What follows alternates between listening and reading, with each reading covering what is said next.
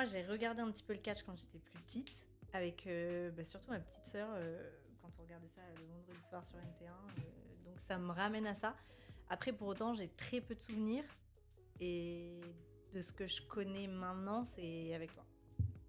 D'accord. T'en gardes un bon souvenir? J'en garde un très bon souvenir.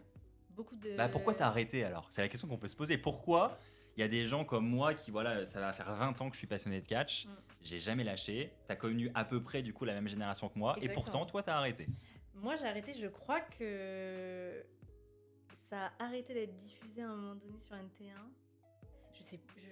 En fait je me souviens même plus de la période où j'ai arrêté de regarder. Je crois que Il n'y a pas eu un déclic, un événement dans le catch qui t'a un peu dégoûté, tu t'es dit ah lui il s'en va.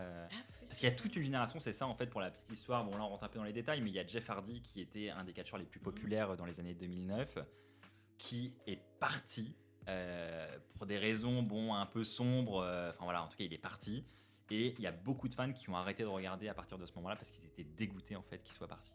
Mais tu ne fais pas partie de... J'ai plus le moment exact où on a arrêté de regarder.